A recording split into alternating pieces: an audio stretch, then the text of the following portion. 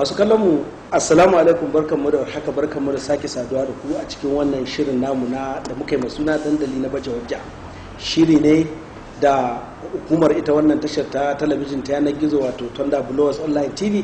ta shirya domin gayyato masu rike da madafun iko da kuma tattauna wasu muhimman batutuwa wanda suke da tasiri da kuma alfanu ga daukacin rayuwar al'ummar jihar nan. Kamar kullum yau mun samu karɓar bakuncin babban darakta a hukumar nan ta tattarawa da kuma adana taswirar jihar Zamfara wato Zagis,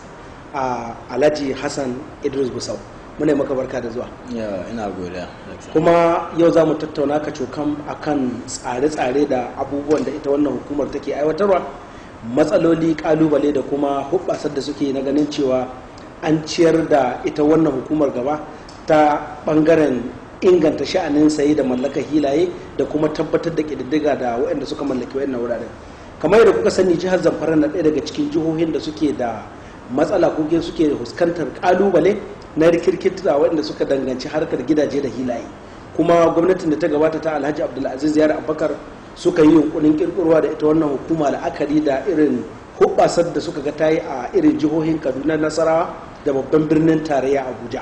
To kuma bayan sun zo, gwamnatin da ke sama yanzu ta dubi alfanu da muhimmancin hukumar, ta ƙara inganta ta mata garan bawul, kana kuma aka kawo matasa masu jini a jika domin ganin cewa sun tafiyar da tsare-tsaren ita wannan hukumar a gaba. Kamar yadda na gaya muku, muna karɓar bakuncin babban darakta, kuma ba tare da ɓata lokaci ba za mu shiga cikin gundarin shirin kacokam. Babban darakta, tambaya ta farko, wai me ya jawo hankalin gwamnatin jihar Zamfara na kirkiro ita wannan hukuma ta Zagis? Duk da ba ku kuka kirkiro ta ba, amma dai kun taras kuma kun ɗauki al'amarin kamar za a da karibauci. Wai me ya jawo hankalin ku game da ita wannan hukuma? Ta'awuzu billahi samil alim min shaitanir rajim, bismillahir rahmanir rahim. Amma ba'd, assalamu alaikum.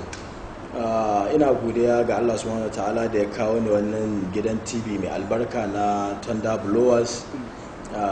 domin zakulu ayyuka da dukkan wani al'amari da zai kawo ci gaba wannan jiha. Allah ya sanya ma wannan gidan TV albarka, ya taimaki ma'aikatansa.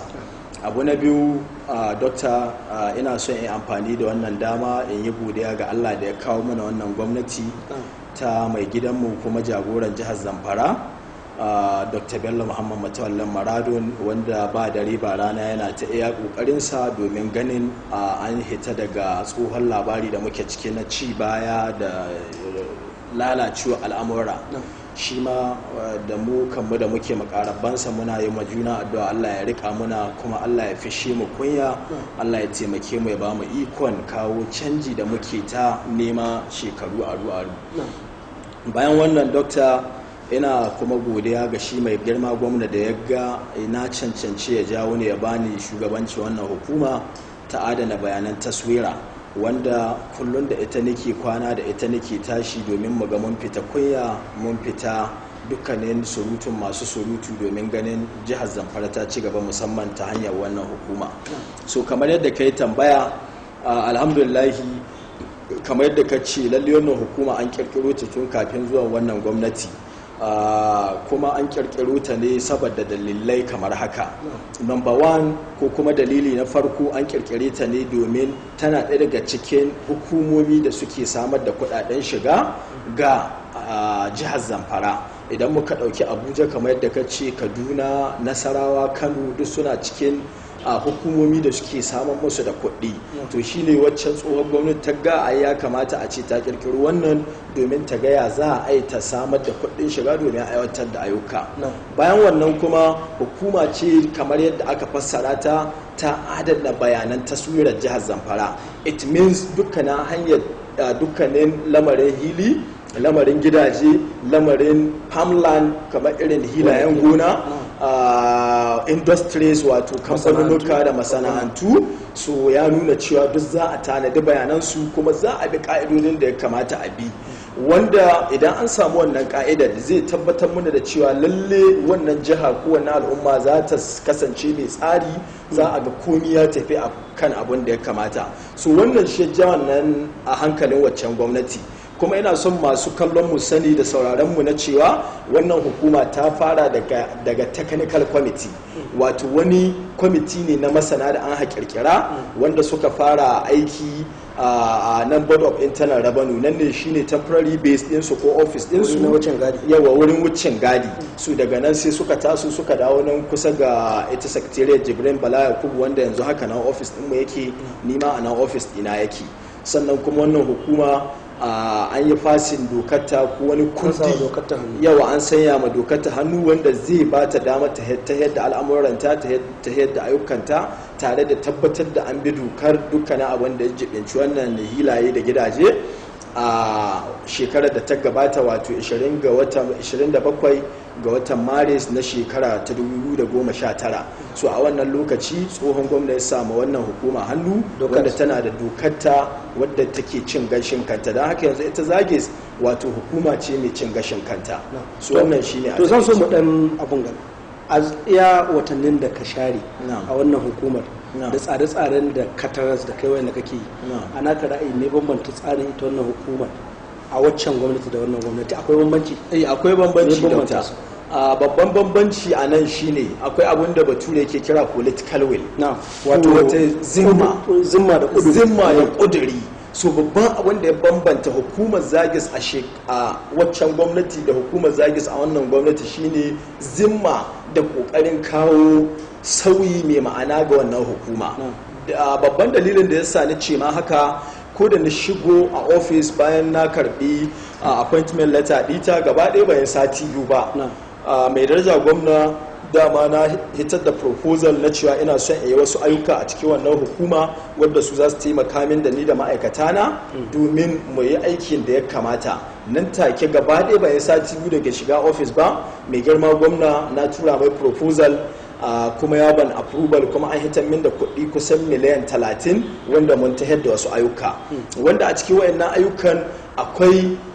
interlock da landscaping da mun kai. Duk wanda ya san Zagis ko wannan hukuma a lokacin gwamnatin da ta gabata ya san da cewa haka wurin yake kusa ga secretariat Jibril Bala Yakubu, yadda ka san wani gonar kaji ko wata yar kara nan da aka kiwon tumaki da awaki. da reason why da nace haka zaka ga babu ma parking space na motoci, babu wurin aje mota. So mun yi landscaping da wayannan kudin, mun yi interlock, mun ƙara beautifying gate din mu da ta shigowa da ka shigo zaka tarar da symbol din mu ga nan Zamfara Geographic Information System na cewa wannan hukuma ce ga kuma abun da take yi. So bayan wannan mun ƙara ofisosa a cikin wannan hukuma ta Zagis. Bayan wannan ba mu da matsalar ruwa, yanzu haka Zagis mun yi connecting, ba mu da problem na water system ɗinmu, mun yi drilling borehole kuma akwai ruwa a ko'ina wanda ma'aikatanmu suna aikin su yadda ya kamata. Wani abu da yake da matukan muhimmanci da nake so al'ummar Zamfara sani,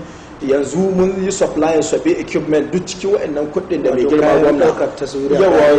wato kayan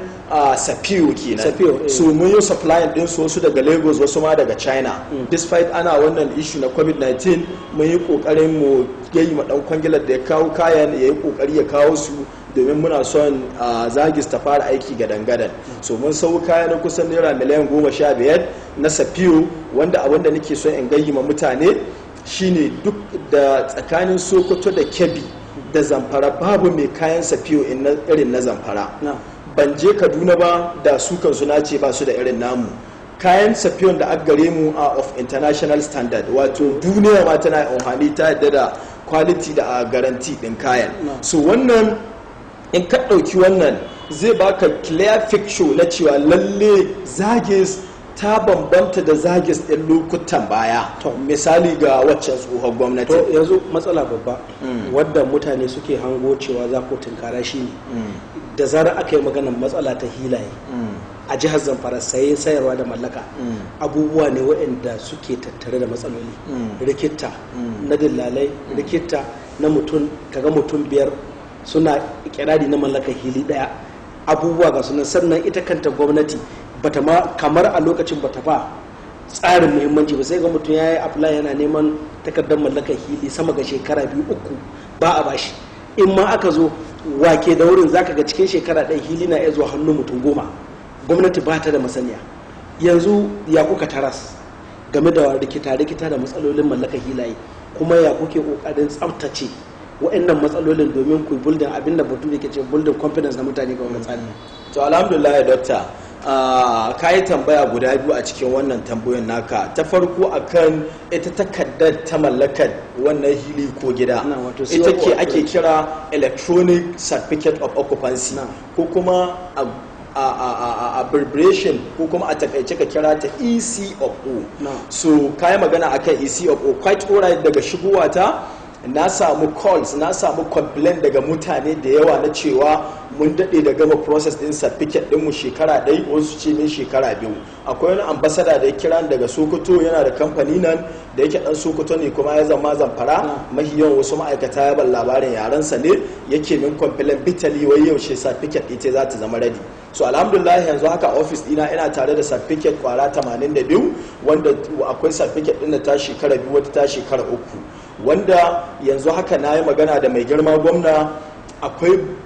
wani tsari da muke yi na samar da wata certificate, ita ma electronic ce, because yanzu certificate din da muke ba mun hito daga analog system mun dawo digital. So certificate dinmu is electronic, wanda tana da duk wani abu da duk wani content da ya kamata dauka na ta zama electronic.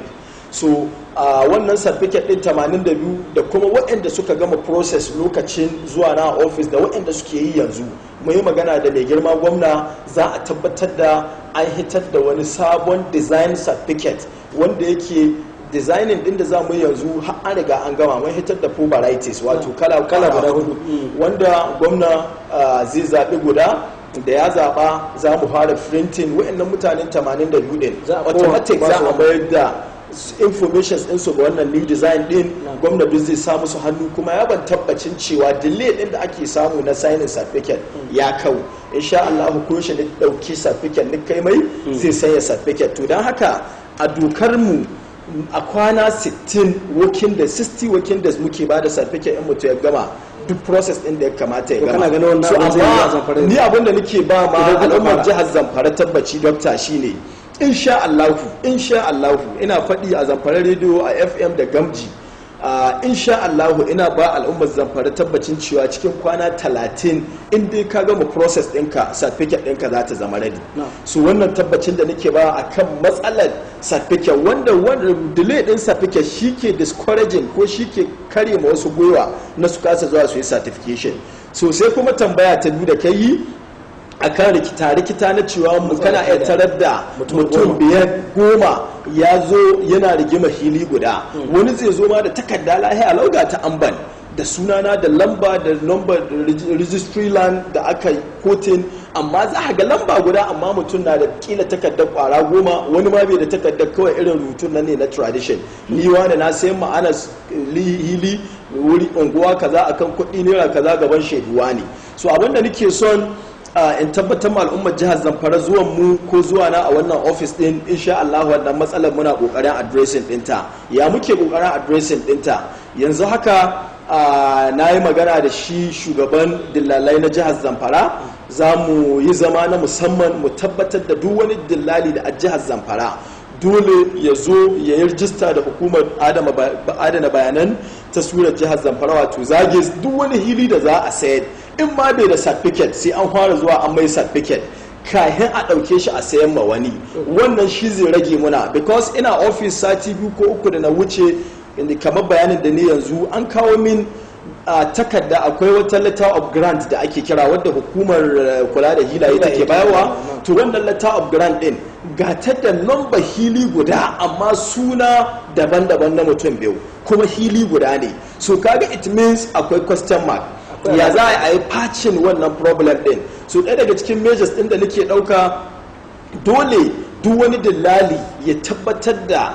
certificate ko hilin da an ka sai yana da certificate, sannan wanda za a sayan mawa shi ma ya tabbatar da an zo an yi akwai abin da ake kira deed of assignment. Wannan deed of assignment din shine kamar yanzu Dr. Anas yana da hili zai sayan ma Hassan Idris, so Dr. Anas automatic wannan deed of assignment din za a yi transparent din duk land title ko document inda a tattare da sunan Dr. Anas a dawo da shi ga Hassan. So ɗaya daga cikin measures din da muke ɗauka kuma akwai wata hanya wadda ni a matsayina na Hassan Idris zan zo in sai hilin Dr. Anas zan zo Zagis in ce na zo legal search, akwai abin da ake kira legal search. Wannan legal search din zan zo in yi verifying tabbas Anas ya ce min yana da hili dan ba lalle hili ne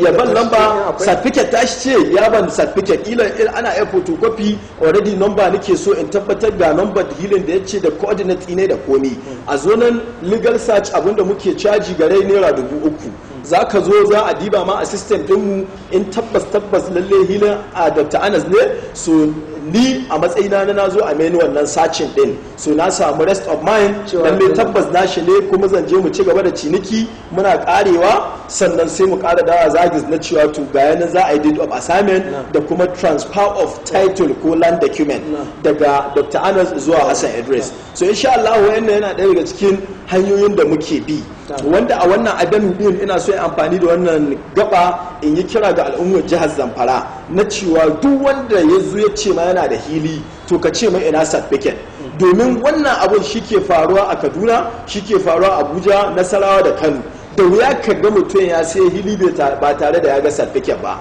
saboda sun san muhimmancin da a tare da certificate din nan wani za ka ga kila ma'aikacin gwamnati ne ba shi ma ya ciwo a banki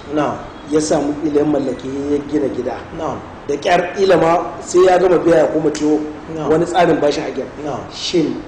nawa kuka yanka ma certificate saboda wasu suna gudun tsoron zuwa ne saboda tsadar da ake sama to gaskiya dokta abinda nake son in gai ma al'ummar jihar Zamfara a nan shine akwai mun yi zonin yadda muke ba da certificate muna da zone A muna da zone B muna da zone C zone A shine garin Gusau da kewayenta shine zone A zone B ta hada da ina da ina misali ta kai tsafe a ba ta kai tsafe ba Gusau da kewaye Gusau da kewaye da an shiga wata local government ta hita daga zone A amma duk wani gari da a karkashin Gusau yana cikin zone A musamman cikin kewayen Gusau din gada ka je ƙauyen Wanke da ka je ƙauyen Wanke kaga ai ka shiga cikin daji su wannan akwai sauki akwai dan rangwame da kila ake iya yi ya danganta daga mina ne amma dai zone A inteli shine Gusau metropolis zone B ƙananan hukumomi kwara 6 su a zone B akwai Shinkahi akwai Tsafe akwai Gumi akwai Mafara akwai Kaura akwai Bungudu very good akwai Bungudu wannan ƙananan hukumomi kwara 6 su a zone B sannan akwai zone C duk wata karamar hukuma 8 wadda ba cikin waɗanda 6 ɗin da guda ta Gusau kaga 7 to har anka duk tana cikin zone C to duk wata local government da ba cikin waɗanda 7 ɗin to 8 ɗin da ba mu ambata ba tana cikin zone C to sannan kuma akwai bambancin payment akwai bambancin biyan kuɗi so da haka sannan kuma a cikin biyan kuɗin akwai abin da muke kira residential property wato muhalli na zama very good akwai commercial property na masana'anta akwai na masana'anta akwai industrial property na kamfuna to kaji yadda muke tsarin biya to shi hili na shigo shi hili ya shiga residential yana residential ka gani amma kamar yanzu misali kila kana da wata plaza ta shiga commercial kana da gidan biredi ko kamfanin gidan mai gidan kaji duk industrial ne saboda ana kamfani ne wanda yake da zaman kai ne kuma yana generating kuɗi to ana bukata a yi charges so abinda nake so al'ummar jihar Zamfara sani yanzu idan ni yanke hukunci na cewa ga abinda za a biya ga certificate ɗinka a zone A to akwai bambanci tana iya kana da hili kila 200 by 100 so coordinate ɗinka ko beacon ɗinka za su sha bamban da mai 50 by 50 wanda beacon mai 50 by 50 misali kana ganin a nan zuwa A Gusau zai area nan so mai hili 50 by 50 as residential to zai biya a karance zai biya 60,000 saboda akwai abin da ake kira processing fee 40,000 akwai bikonin duk bikon guda 3,500 yake sannan akwai sketch shi kuma sketch 10,000 ka gane so duk wannan bikonin da sketch duk ma'aikatanmu technical staff muka turawa domin su je su ɗauko mana bayanai a yi computing ga computer ko da za a baka certificate duk lokacin da za ka sayar da hilinka da an zo za a tarar da gayanan Dr. Anas Sani Anka ga coordinate ne ga sketch ne nan wurin ga lokacin da aka ba shi certificate. So in mun dawo dai zan yi bayanin ma department ko sassan da aka gare mu da yadda suke aikin. To zan so in ji wannan farashin ya hada da wanda ma ya riga as a structure akwai gida sama amma bai da certificate ne ko in hili ne fallau. A had wanda ya aza gini idan ya 50 ne idan ya kai 50 za a daukai a matsayin residential. Masu kallon mu kun dai saurari babban darakta a hukumar tattara da kuma adana taswirar jihar Zamfara wato Zagis Alhaji ko kuma Honorable Hassan Idris Gusau, inda muke tattaunawa akan matsaloli da kuma kalubalen da suke tattare ga ita wannan hukumar da kuma tirka-tirkar da ake yi dangane da mallakar hilaye da kuma hanyoyin da aka saida su. Za mu je hutun takaitaccen rabin lokaci, da zarar muka dawo za mu ci gaba da tattaunawa, ku dakace mu. Thunder Blows Online TV. Thunder Blows Online TV. Thunder Blows Online TV. Thunder Blows Online TV. Thunder Blows Online TV. Thunder Blows Online TV. Thunder Blows Online TV. Kasance da Thunder Blows Online TV. Thunder Blows Online TV. Thunder Blows. Gare ku Zamfara. Thunder Blows. Gare ku 'yan Najeriya. Gare ku 'yan yankin Afirka. To madalla masu kallon mu barkamu da dawowa, kamar dai idan yanzu kake kallon wannan tashar muna tattaunawa da babban darakta a hukumar tattara da kuma adana bayanan taswirar jihar Zamfara wato Zagis Honorable Hassan Idris, ko muna tattaunawa ne akan matsalolin da suka jibanci sha'anin mallaka da kuma sai da hilaye da kuma hubbasar da hukumar sake na ganin cewa an yi gyaran bawul da kuma gyara tattare da wa'annan al'amuran. Honorable, kamin mu tafi hutu kana bayani akan bambance-bambance na kalar yadda ya kamata a ce wanda suka mallaki hilaye sun biya sun mallaki ita wannan certificate din. Abu mai muhimmanci shine mutane suna da shauƙin cewa ita wannan hukumar an kafa ta ne don ɗai ta tace kuɗaɗe hannun mutane ta ba da certificate, kuma idan ka yi la'akari cewa ita wannan hukumar ya kamata a ce in ka cire hukumar tara kuɗaɗen shiga ta jiha, babu hukumar da ya kamata a ce tana tallafa ma gwamnati irin wannan hukumar ta Zagis. Yanzu wani tsari kake da shi na ganin cewa duk hili wanda wani ya saye ko kuma ya sayar da wani an yi da sanin gwamnati kuma gwamnati ta samu wani abu? Misali da nake so in baka, yanzu zaka ga dillali ya je ya ciniki hilin miliyan 300 daga shi sai mai hili sai mai saye, an biya shi kashi 10 cikin 100 na kuɗin nan, gwamnati ma bata sani ba. Yanzu idan ka taya a ma'aikatar hilaye da kuma hukumar ku, na yi imani a shekara kana ya samun hilin da ya shiga hannun mutum 3 ko 4, wannan ya sayi ya sai da wannan babu gwamnati ciki. Yanzu wa'annan matakai kuke dauka? To alhamdulillah, kamar yadda na faɗa a harkon tattaunawa mu muna ta ɗauka matakai. Ɗaya daga cikin matakan da muke ɗauka na farko dai mun fara da public enlightenment, because magana gaskiya yawa very good. Kamar yanzu abinda nake yi, abinda muka fara da shi number 1 shine wannan public enlightenment. Na je Zamfara rediyo da ni da daraktoci na je FM, na je Gamji, yanzu gani na a Thunder Blowers. Bayan wannan kuma akwai jingle da muka yi, mun ba da shi a Zamfara rediyo, mun ba da shi a FM rediyo domin a ilmantar da al'ummar jihar Zamfara na cewa ga aikin Zagis, ga muhimmancin certificate din nan da ake bayarwa, ga ma irin ribar da za ta iya jawo ma. So sai mun ka fahimci cewa akwai karancin ilimi akan mutane su san ma menene muhimmancin certificate din. So wanda yanzu ka fara faɗi, mutum zai zo ya sai hilin miliyan 100 miliyan 50 amma bai kula da cewa ina certificate ɗine ba, wanda shi wancan mai certificate ɗin yana in ɗan rikici ne yana iya zuwa da certificate ma kaga kotu ya ƙara an shahili ne. So kaga dole mu shigo ciki mu tabbatar da cewa an yi abin da ya kamata. Kamar yadda ni ce, ɗaya daga cikin mutanen da suke zama kusa-kusa ga al'umma wurin wannan mu'amala su ne dillalai, wanda ina ba al'ummar jihar Zamfara za mu yi zama da dillalai kuma za mu yi abin da ya kamata mu kawo tsari. Al'ummar jihar Zamfara su sani ban zo bane da niyyar in ci amana wani ko in nuna ma wani yanzu muke da gwamnati ko ni ke da kujera zan karya ba gaba a'a mun zo ne a wannan gwamnati mai abun da ya kamata abun da ya kamata shine in yanzu gaba ɗaya za mu samu certificate ɗinmu at least muna da wani right of occupancy akwai abin da ake kira R of O right of occupancy in kana da wannan right of occupancy ɗin at least kana da wata madawa da abunka zai daraja kuma da abunka zai ɗaya waya ansa abu constitutionally ko a doka ta ƙasa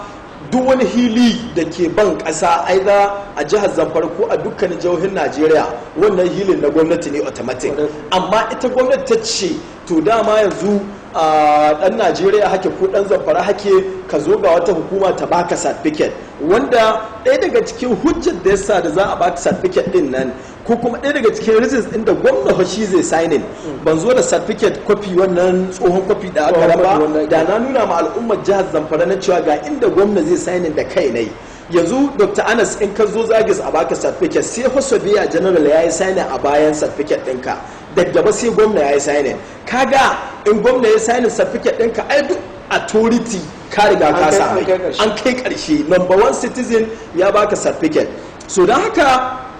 issue din wannan rikita-rikitar da aka samu yana tasowa ne daga dillalai because na samu bayanai da yawa yadda wasu dillalai sun kaje sun ka sayar da hilin wani sun tabbatar da sun sayar wani bayan Allah da shi to da yake mutum yana da ƙarhi kuma yana da influence ga hukuma ya je wasu 'yan sanda an ka taci kuɗi ne lahiya lau kusan miliyan 2 an ka bashi kuɗi ne shi dillalin da kai ne yake kiran mata ta ki je ƙarƙashin garori kaza ki ɗauko akwai 500 da ya ƙara shan bugu sai ce je wuri kaza ɗauko 200 je wuri kaza haka aka ban labari true life story wanda ya ban labarin closet abokina ne kuma ɗan sandan ma da ya yi handling case din na san shi sosai har jami'a mun yi tare da shi so don haka wannan rikita dai al'ummar jihar Zamfara insha Allah da zuwan mu za mu tabbatar da takau insha Allah wai yanzu DG yaushe za a fara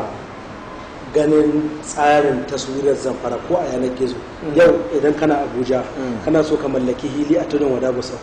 za ka iya ko kuma aka tallata ma hili a tudun wada busau kamin ka bugo mota ka zo busau ya kamata a ce yau idan ka nemi san inda taswirar tudun wada take da inda hilin nan yake da hilin da gidajen da hilin nake makwabtaka da shi a ce ana sani yanzu idan ka shiga ka nemi map na Zamfara a yanar gizo ba ma naku irin naku na ƙididdiga hilaye babu wai mai hukuma kake yi to abin da ke faruwa dokta magana gaskiya wanga tsarin da kake magana shi ake kira photoshop wanga photoshop din jihar Kaduna ta yi shi abin da ya ci jihar Kaduna kusan 200 biliyan naira kafin yan rufa ya samu ya yi shi to abu ne da is highly demanding yana buƙatar kuɗi wanda kuma I know na sayar da muke magana da mai daraja gwamna a hankali za mu zuwa wannan wurin don mun yi magana da gwamna ya ce mai insha Allahu za mu yi wannan photoshop din domin photoshop din zai capturing gaba ɗaya land ɗin jihar Zamfara da an je kace Turwada kila Turwada Premier Road kila gidan misali zan baka kila gidan Aminu makaranta kana googling kawai za a nuno ma coordinate din gidan da komi ka gane so amma wannan is highly demanded so kana da masu kallon mu gwiwa ya kamata ku yi saboda za mu yi insha Allah ya kamata a ce Zamfara ta shigo cikin tsara insha Allah I'm sure mu yi magana da gwamna kuma gwamna yana tare da Zagis koyaushe da ita hakwana da ita ke tashi to za mu zuwa wannan level din a hankali muke ɗaukar systems mu yanzu haka mun yi engaging consultancy service a Zagis wanda expert ne akan ArcGIS akwai wani international symbol ko kuma international package da ake amfani da shi da ake kira ArcGIS wannan ArcGIS din bai tsaya ga land ba kawai ko gidaje ko wani surface na art da ake amfani da shi a duniya no harkar mining zai je digin ya gano cewa wuri kaza akwai albarkatun kasa wuri kaza wani have been there for many years ana iya gano akwai wasu Canisawa sun kasance sun dade suna digin ko suna drilling resources dinmu a wuri kaza for a particular years so don haka insha Allah we are coming to that wanda wagga magana da kake kawowa kamar kana ƙara injecting dinmu ne na cewa mu kawo wannan abun kuma insha Allah it is on the way doctor ina so in san me dangantaka hukumar kada hukumar tsara birane dalili shine idan ka shiga baka misalin Abuja idan ka shiga ka ɗauki anguwar Gwarinfa cikin Abuja zaka ga akwai dangantaka tsakanin Ajis da kuma ita Abuja Municipal da ke kula da tsarin Gwarinfa. Abin da ya sani ke kawo wani misali shine yanzu kaga a Gusau za ka iya ganin wani ya zo ya aza gidan kaji cikin residential area tsakiyar gidajen mutane ko kuma a ware wuri a ce wannan industrial area ce wuraren da ake sa ran a kawo masana'antu ke amma sai ka je kuma ka ga mutane sun fara gina gidaje to ya kamata a ce akwai dangantaka tsakanin ku da kuke hidda tsari na taswira da kuma su hukumar tsara birane to ban sani ba akwai dangantaka ko kuma yanzu a kirkire ta akwai dangantaka doctor ina so al'ummar jihar Zamfara su sani muna da dangantaka sosai da Zuref wanda a shekaran jiya ma ranar Alhamis in zan iya tunawa na yi waya da shi Darakta Janar na Zuref Alhaji Sanusi Lilo mu yi magana da shi akan wani al'amari na ofis dinmu musamman abin da ya shahi wa'annan telecommunication networks din da Etisalat da MTN da Zen da Glo na cewa ya suke tahiyar da al'amuransu a jihar Zamfara suna da certificate kuwa muna buƙatar data because Zuref suna da alhakin duk wanda zai zuwa ya sa muna telecommunication mass ya tabbatar da ya zo wurin Zuref ta ga ina zai sanyawa so mun yi magana da shi DG Zuref yanzu haka yana Kano ya ji wani lenin towa ya baro Kaduna zai je Kano lokacin da ne waya da shi so idan ya dawo za mu zanna mu ga me ya kamata mu yi na cewa ko da mun ba mutum certificate ya za a yi mu gayi mai ya ta yi Zuref domin a bashi building permit lalle tabbas kamar yadda ni ce muna da department kwara 7 muna da town planning muna da land administration muna da survey muna da admin muna da finance muna da legal muna da yanzu a wurin da akwai town planning akwai town planning yake different from abin da yanzu ke babu wani bambanci deep bambanci haka da only thing su Zuref kaga ma'aikata ne ko hukuma ce mai cin gashin kanta kuma tana ta doka sannan duk wani abu da ya kamata Zuref ta yi notifying din mu za ta tugo mana takarda duk wani abu da ya kamata mu yi notifying Zuref za mu tura mata zan baka misali abin da ke faruwa akan CCTV camera din da ake sayawa dan kwangilar da zai sa CCTV camera ya zo Zagis ya zo office dina dama 'yan Lebanon ne ke aikin ya zo office dina ya ce an turo shi Zagis domin mu bashi dukkanin taimakon da ya kamata mu bashi ni tayar da ma'aikaci na daga town planning department daga land department da kuma survey department sun ka fara surveying din wuraren da za a sa CCTV su 'yan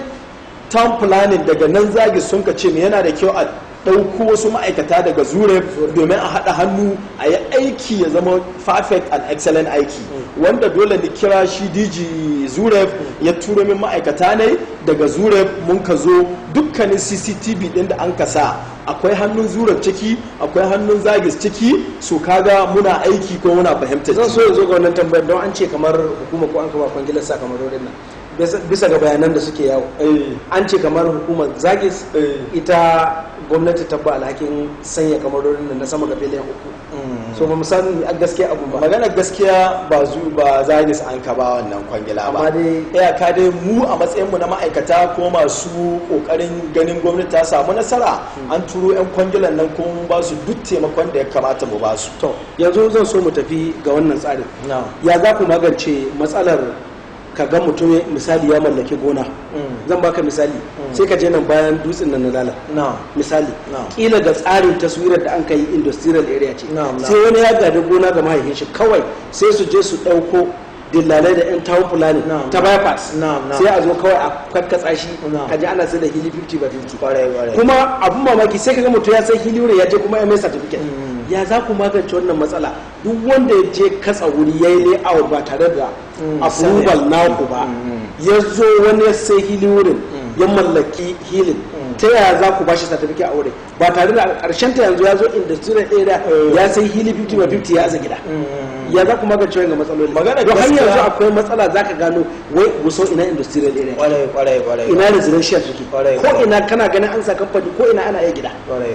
ni kuke kokari so magana gaskiya kamar yadda na fara faɗi cewa muna da form of 3 categories wato muna da takaddun cikewa tun lokacin da mutum zai zo zagis ya ce yana son a bashi certificate so na gayi ma na cewa muna da residential form or residential property, muna da commercial property, muna da industrial property. So in this note ko kuma a wannan lamari za mu kalli wani kala hili gare ka, sannan kuma dama shi a essence din da zagis muna da town planning department, muna da land department, muna da survey department. Su ma'aikatanmu da sun je za su kalli wannan area, shin industrial area ce? Initially yadda master plan din area ya bayar initially an zana ta ne don industrial ko an zana ta don commercial ko an zana ta don residential. Su ma'aikatanmu za su yi wannan abu. So kasan sometimes wadda tsohuwar matsala ce ta gwamnatoci da na shuɗe, to mu yanzu muke zuwa abinda nake so al'ummar jihar Zamfara sani gaba ɗaya wata na 2 ko zuwa 3 da shigowa zagis. So amma dai tun da tambaya kai na cewa ni muke yi, to ina ba al'ummar jihar Zamfara tabbacin cewa insha Allah duk wanda za mu ba certificate daga zuwa na dai zan tabbatar da cewa wannan hilin nashi residential area ce, in residential ce ya zo muna ya ce form na industrial ya kaso, tun daga nan wurin za mu dakatar da shi mu ce malam ya ce na'am ko hajiya na'am, wannan area da an kai an yi ta ne domin gine-ginen kamfanuka ko masana'antu ko kuma ginin gidaje. An zo area ta ginin gidaje, kin zo kin ce muna za ki muna kamfanin pure water ko za ki muna kamfanin biredi ko za ki muna gidan mai wanda za ki dinga sayar da gas ko ki sayar da petrol ko ka sayar da petrol ko gas. To kaga akwai a lot of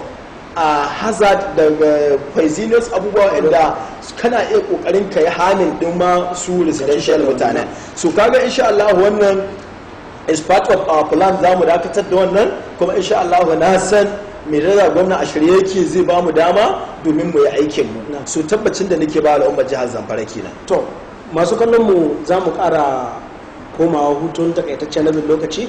idan muka dawo za mu ci gaba da wannan tattaunawa da babban darakta a hukumar tattara da kuma adana taswirar jihar Zamfara wato Zagis Honorable Hassan Idris ko da ka ce ku.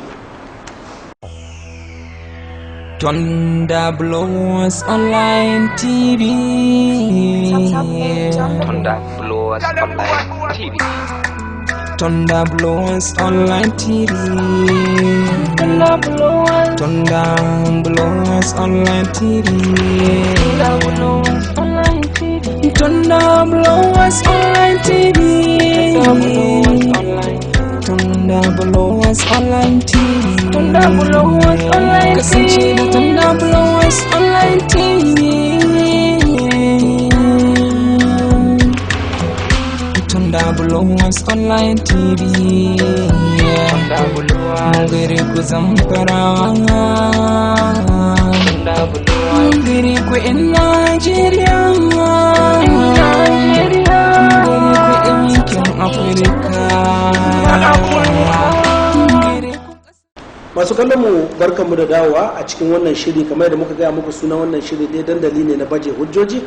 kuma yau muna karɓar bakuncin babban darakta a hukumar tattarawa da kuma adana bayanan taswirar jihar Zamfara wato Zagis Honorable Hassan Idris, kuma muna tattaunawa ne akan muhimman abubuwan da hukumar suke yi, matsalolin da suka jibanci mallakar hilaye gidaje, alfanu da kuma alubalen da ake fuskanta. Diji mun yo gangara ita wannan certificate din ba wai mallakar certificate ba, kana da hili ka je amma certificate wani tasiri mallakar certificate din yake daga mai hili ko mai gida? To alhamdulillah a wannan tambayar tana da matukan muhimmanci domin wani zai ga ya za in je in kashe 60,000 dina ko 70 ko 100 kawai a ban certificate in je in ta ajiyarta. To ɗaya daga cikin muhimmancin certificate ga su zanzayyano. Na farko akwai abin da ake kira mortgage. Shi mortgage wani tsari ne wanda kamar yanzu Dr. Anas Sani Anka yana iya zuwa Zenith Bank, da ya je Zenith Bank kila yana da hili na Thunder Blowers. Hili na Thunder Blowers, Dr. Anas Sani wanda shine founder na Thunder Blowers da ma'aikata ne ba su da kuɗin da za su iya gina wata structure ta miliyan 50 ko miliyan 100 su yi equipping wurin su ci gaba da gudanar da ayyukansu. to za su ɗauki certificate na wannan hilin na Thunder Blowers kawai su ta yi Zenith Bank. Suna zuwa Zenith Bank sai su ce mun zo daga Thunder Blowers as online TV muna buƙatar ku ba mu bank loan, ku ba mu bashi, muna son mu gina katoton kamfanin mu na Thunder Blowers, ga certificate din mu nan ECFO din mu ku rike a matsayin collateral. So abinda kawai Zenith Bank za su yi ko kowane banki kawai za su je zagi su yi verifying, kuma muna verifying wanga certificate din, is it true ta Thunder Blowers ce, is it true wurin ku kun ka bada ita. So muna gamawa mu mun zama custodian na certificate din, muna bada ita, muna san authenticity nata ko kuma doka kuna yi ko muna yi anshe ta. So don haka kawai za mu ba Zenith Bank ko kowane banki su Thunder Blowers na je neman kuɗi domin su gina kamfanin su, sai kawai mu rubuta officially na cewa lalle wannan hili nasu ne, a ba su duk abin da ya kamata a ba su. To idan Thunder Blowers ta buƙaci a bata miliyan 100, Zagis akwai wani percentage da za a bata na wannan kuɗin da an ka ara ma Thunder Blowers. Da ba certificate din da ba certificate da ba mu Zenith Bank ko kallo ko wani banki ko kallon Thunder Blowers ba za su yi ba. So kun ga wannan certificate din muhimmancin ta kenan, za ta zama collateral ta taimaki wani mutum guda ko wasu kamfani ko wasu kungiya da adda wannan certificate din. Na biyu, wannan certificate din tana iya zama wani ƙashin baya da za ka taimake ma ɗan uwanka, because yanzu in Dr. Anas Sani an kai yana da certificate, ni ban da certificate, kuma ina son banki ya ban bashi ko wani kamfani ya ban bashi, sai a zo a ce min ka je wurin Dr. Anas Sani, ai abokinka ne. Dr. Anas Sani yana da certificate da Zagis yana da kila katoton gida ko kamfani ko hili wanda yake ya kai makudan kuɗi, ya ara ma wannan certificate. Akwai abin da ake kira deed of assignment. Wannan certificate ɗin za a je a yi mata deed of assignment. Shi kuma deed of assignment lauya ke yi ne, wani lauya mai zaman kai ne ko kuma wasu dai practitioners wanda suke da ilimin doka, su za su yi wannan deed of assignment din su tabbatar da cewa lalle certificate din Dr. Anas ce yaka son Hassan ya yi unhani da ita ta zama wani collateral ga Hassan tare da consent ɗin Anas domin a anshi bashi. So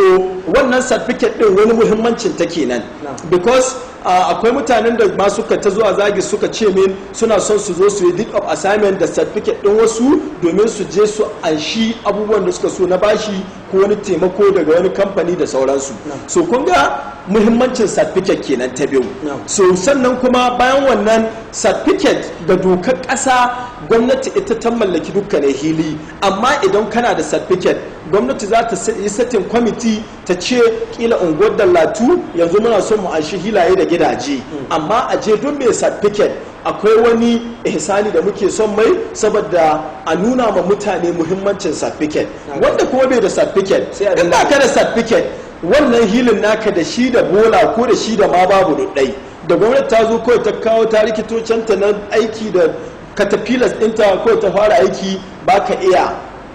komi da gwamnati. Haka kai ma mai certificate, gwamnati za ta baka abin da ya kamata ta baka ne saboda adalci, kuma za ta yi involving technical mutane su zo su yi amfani da wannan certificate din da kan mallaka. So don haka abin da nake cewa al'ummar jihar Zamfara certificate ba wai an yi ta bane kawai domin a taci kuɗi a yi generator rabanu kawai ka je gida ka aje ta ƙarƙashin hilo ko don kiyas ba ta makomi. A tana da muhimmanci ta fuskoki daban-daban. Su wannan kenan akan certificate. Mun ta magana akan certificate ECFO. Akwai abin da ake kira recertification, ba mu yi magana ta ba. Shi recertification wai gwamnati yanzu kawai yadda zuwa wannan sabon gwamnati tana iya cewa duk wani mai certificate ta gida ko hili ko kamfani, it stand invalid, it should be validated. Sai an canza ta. Yawa ta zama ba ta da unhani,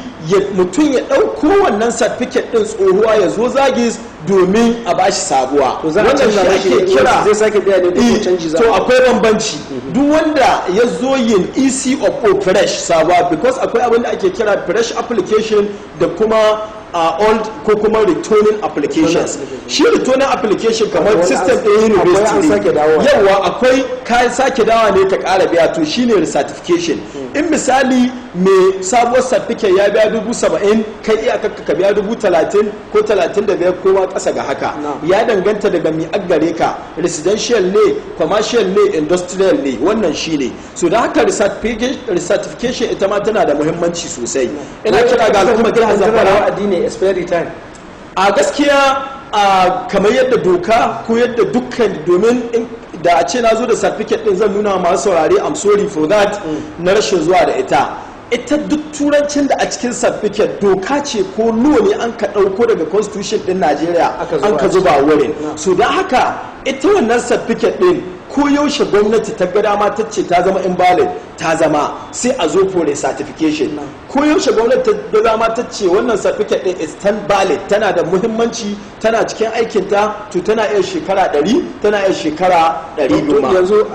gashi mun gangaro lokaci ya fara tahiya shi yanzu akwai wa'adin da za ku diba cewa duk mai gida ko hili a Zamfara sai ya mallaki certificate akwai wannan tsarin koko dai kuma mutane dama ne in sun ga dama su in ba su ga dama akwai tsari gaskiya doctor tsarin da kuke da shi tsarin da mun kai number one ina farin cin gayi ma al'ummar jihar Zamfara cewa mai daraja gwamna zai zo zagis officially ya yi commissioning ɗinta mu yi magana da shi baki da baki ya ban wannan tabbacin idan ya zo za a hitar da akwai wa'anda na je university kamar irin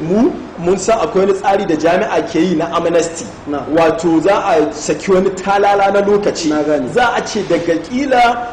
yanzu muna watan July za mu iya cewa daga July ina ba da misali ne don gada aje a ce na ce kaza to ina ba da misali daga July zuwa December kowa ya zo ya yi certificate ɗinai a kan misali naira 50,000 kaga mun rage in mutum ya wuce December za mu mayar da ita 100,000 so muna da wannan plan ɗin kuma kahin ma mu zo da wannan plan ɗin tun yanzu ina kira ga al'ummar jihar Zamfara na cewa su yi kokari su zo su yi certificate din nan tana da muhimmanci sosai akwai wani abu mai muhimmanci da ban yi magana a kai ne ba ground rent shi ground rent wasu kuɗi ne da ake biya akan manajin lamarin ƙasa shi wannan ground rent din ko da zuwa na a office director town planning ya zo min da file ɗinai Alhaji Nasiru Anka yake ce min sun yi scanning 16,000 files waɗanda sun yi certificate amma ba su taba biyan ground rent ba shekaru 20 da na wuce 16,000 files na mutum 16,000 amma bai taba biyan biyar baga ground rent wanda misali Dr. Anas Sani ina so yanzu in baka assignment ka buga min duk file guda yana dauke da certificate guda a jata mu yi kudin goro duk file guda zai biya 5,000 to buga min 5,000 so 1,000 sannan wannan kudin so 16,000 kaga billions of naira ne sun kaje sun kai kwance al'ummar jihar Zamfara ba su biya al'ummar jihar Zamfara ba su abin ba so da haka insha Allah abinda nake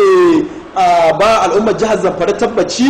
za mu dawo da system din nan ya aiki wanda ina da yaƙinin da wanga ground rent din kawai al'ummar jihar Zamfara na biya so wallahi wasu duk shekara ake biya kamar yanzu ka zo zagis na baka certificate 1st July 2020 to ana expecting ɗinka 1st July 2021 ka zo ka biya 2,500 ko ka biya 1,500 ko 3,000 ko 10,000 ya danganta daga mi gare ka kamfani ne gare ka gida ne hili ne akwai calculations da ma'aikatanmu ke yi suna biya amma initially duk shekara 1st January ake biya 1st January ake biya idan ka yi certificate ɗinka ko da February da 16 din da waɗanda ma za su zo mi kun ka tanada nan insha Allah ai ɗaya daga cikin tanadin da mun kai ma kamar yadda ni gai ma director town planning ya zo rina yana gai mai wannan number of files din da ba a biyan ground rent shine secretary na task force committee na payment of outstanding ground rent Allah ya ji sakatare ne na wannan committee musamman na karbar wannan very good shi chairman na committee ya rasu shine permanent secretary na director of housing and urban development Ahmad Salis Afe shine chairman so Allah ya mai rasuwa amma kwamitin da have gone far suna nan suna ta aiki sun hitar da demand notice na cewa kana nasu a biya da shekara 20 sai ya biya 20 din ko za ku yi amanastin kamar da kace to gaskiya yanzu ba zan ba al'umma tabbacin cewa za mu musu amanastin ba yanzu dai don a sassauta wa mutane ka san tsari ne kuke so ku kawo kwarai wanda mutane ba su saba da shi ba kwarai ba wai don babu shi ba kwarai so a shawarce ya kake ganin ni abin da nake gani mun sayar da al'umma suke ta yadda rayuwarsu kuma mun san yadda yanayin jihar take dole ko yaushe ita musamman wannan gwamnati ta mai jira gwamnati ce da take tausayin talaka take kokarin yayi abun da zai yi na bai takura ma kansa ba amma ni a matsayina na dan jihar Zamfara yana ba gwamnati shawara na cewa ai amnesty akan wanga 16,000 file din da ma waɗanda ma ba su da certificate saboda abinda nake so al'umma sani 16,000 file su adda certificate muna da at least a karance ni na san muna da hilaye tsakanin hilaye da gidaje da kamfuna waɗanda za su kai kila at least 500,000 a zamfara to ka gani so idan dai har waɗanda 500,000 din za su yi certificate ga yi min duk shekara ko akan 2,000 ko 3,000 ake biya nawa gwamnati za ta samu wannan zai taimaka mana so da haka ina kira ga al'ummar jihar Zamfara biyan kuɗin girawar yana da muhimmanci finally tun da lokaci na ta yaya dokta ina son yi magana akan al'ummar da suke sayan hili katoto ko su fara gini su bari su yi a cikin unguwa wannan shi ake kira property registration system muna kokarin dawowa da shi duk wanda ya zo ya sai hili katoto kila ya sai hekta guda ko hekta 2 ko hekta 100 ma ya zo ya zubar da shi ya ce aiwan ga hilin ban bashi ruwa ban bashi abinci so don haka za a aje sai ya tsada to abinda muke son gayi ma al'umma masu wannan halin to su zo su yi certificate a zagis in ka yi certificate duk shekara ka ba mu warrant amma ka ci gaba da aje abunka amma preferably for the development na jiha yana da kyau a zo a yi structures wurin a yi gine-gine so don haka muna kira ga masu sayan kangaye da masu sayan hilaye suna yawa da Allah su zo su yi gini kuma su zo su yi certificate masu kallon mu a nan muke ganin za mu ji aka da wannan tattaunawa da muke yi wadda muka share tsawon awa daya muna yi da honorable Hassan Idris Gusau wanda shine a halin yanzu babban darakta na hukumar nan ta tattara bayanai na taswirar jihar Zamfara wato Zagis sabuwar hukuma wadda ake kokarin haɓakawa da bunƙasa domin ganin cewa an dawo da martabar tsari da shirye-shirye na mallakar hilaye da gidaje a jihar Zamfara. Honorable muna maka godiya da ka samu dama ka halarci wannan gidan TV domin zantawa da al'umma kai tsaye ba wai al'ummar jihar Zamfara ba waɗanda ma suke waje suna da niyyar shigowa tun da wannan kafar tamu ta yanar gizo ce na tabbata wanda ke Abuja Lagos zai iya kallo kuma ya san tsarin da ake da shi a jihar Zamfara. Muna godiya da ka samu dama ka halarci wannan shirin. To alhamdulillah na gode sosai da a madadin dukkanin wanda suka saka hannunsu domin ganin wannan shirin ya zo a tashar talabijin din nan ana sani an kake ce muku ma'asara.